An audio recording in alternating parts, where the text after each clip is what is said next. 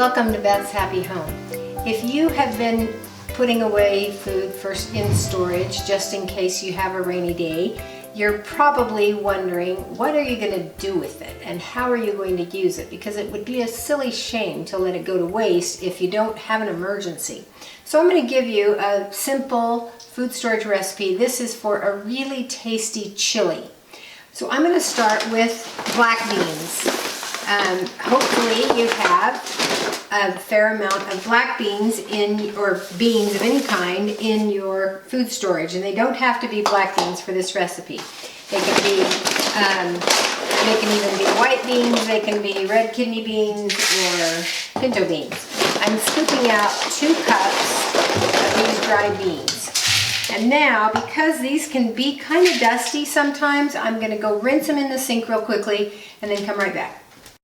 So I've got my rinsed black beans and I'm going to just dump them into the electric pressure cooker or the hot pot. Now, if you are lucky enough to have some chopped onions in your storage, you can go ahead and throw a generous handful of these in here. But because I have fresh onions on hand, I'm going to go ahead and put 1 chopped yellow onion in with those beans. And then I want a quart of tomato product. It could be tomato sauce or stewed tomatoes, but anyway, just a tomatoey liquid. I happen to have a bunch of tomatoes that were fresh that I picked off when we were having our freeze, and I wanted to get them used up. So I have pureed those. That represents 6 cups of chopped up tomatoes, and then I'm going to add an additional 2 cups of water, because the beans need a ratio of 3 cups of water to 1 cup of dry beans in order to cook. But I'm going to go right ahead and complete the recipe while the beans are still raw. And that I just dumped in there was a little over a pound of pork loin roast. I didn't do anything to it. It's just raw, but it'll be tasty. I promise. So the only thing left to add is a little bit of seasoning and flavor. So we'll put some black pepper in there. So there's some black pepper. And now for the salt, rather than just using plain table salt, I'm going to use a beef bouillon. This one is Knorr. I prefer the better than bouillon, but I want to get this used up, so I'm going to go ahead and put in a generous tablespoon of that, and that will be plenty of salt, because this is mostly salt for the entire pot of chili, I imagine. Now a generous squirt of the liquid smoke. That's just to give it a little hint of smoky barbecue. This is paprika. I happen to buy this one in Hungary. Hungarians use a lot of paprika. This is pretty mild. Tablespoon of that will add a nice dimension of flavor. And a tablespoon of garlic powder will also add a nice dimension. And then to get chili powder, this is going to add a little bit more salt too. So this is just taco seasoning. So about a tablespoon of that. That'll get some chili powder and cumin. But I like the flavor of cumin, so I'm going to add about a teaspoon of ground cumin too. So this is going to be a very flavorful dish. Now, that's all there is to the recipe. The beans, the meat, onion.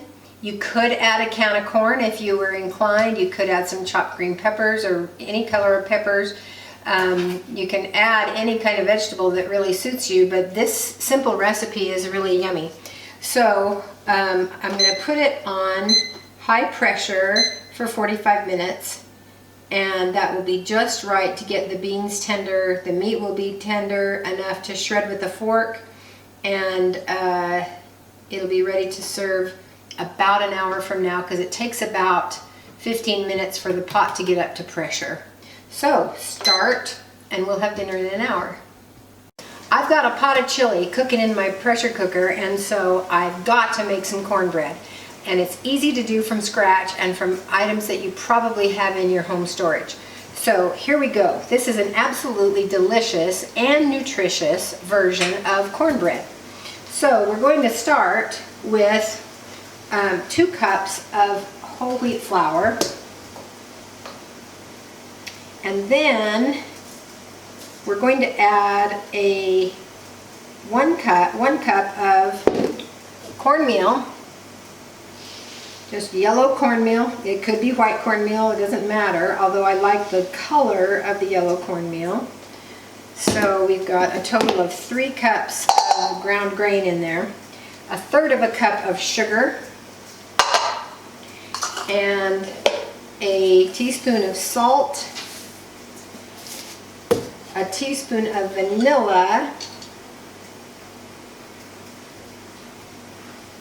and a cup of pumpkin. Now I've got a cup of pumpkin left in this quart. That's the one thing about canning your own pumpkin puree, is that you don't always use the whole quart at once. And so I was trying to think of what recipe I could use to use up the rest of this pumpkin. So that's a generous cup of the pumpkin, and then I'm going to add 2 tablespoons. This is a 1/8 cup measure, so that's the equivalent to 2 tablespoons of baking powder, 2 eggs, and then after we have the 2 eggs in there, we're going to do a cup of skim milk. And if you're using powdered milk, you will never notice the difference in this recipe. Reconstituted powdered milk, that is. And then we're just going to mix it up until it's all moistened and those eggs are incorporated. And my oven is all preheated, so it's going to be done just a few minutes before the chili is done cooking. And as you can imagine, this is very tasty cornbread, but it's only costs pennies on the dollar to what you would pay for a good quality cornbread mix.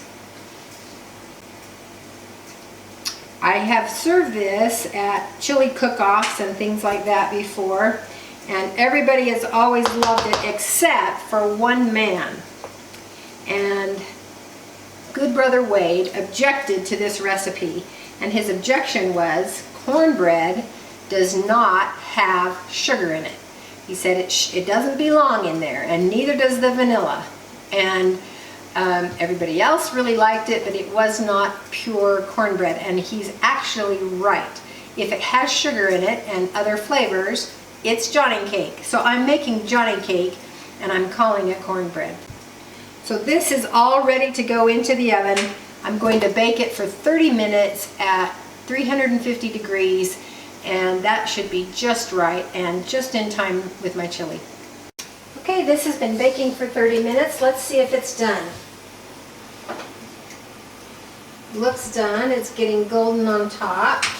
I'm going to stick a knife in the middle of it, and if it comes out clean, which it does, it's all baked.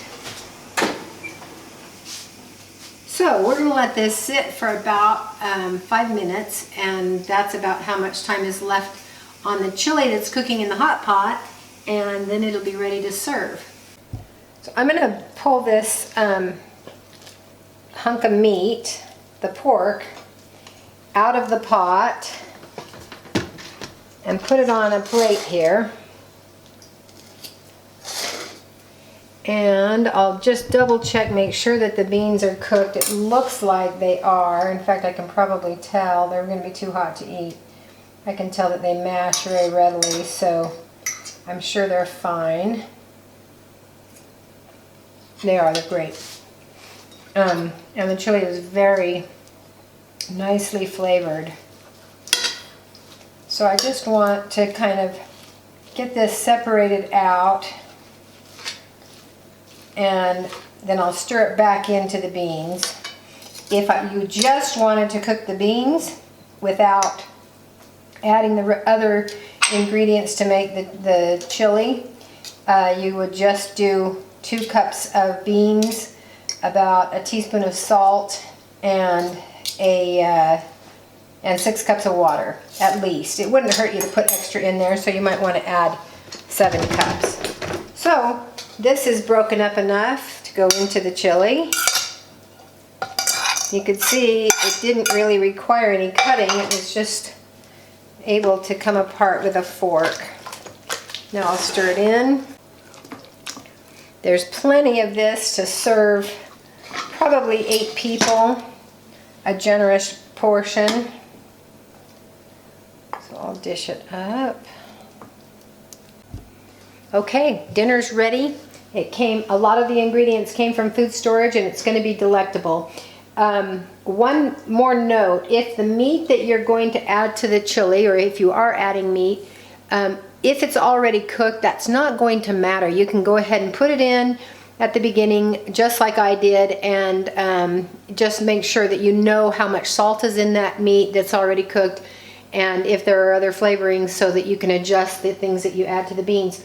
Other than that, you can tell it's super easy, very inexpensive, and absolutely delicious. Thanks for watching.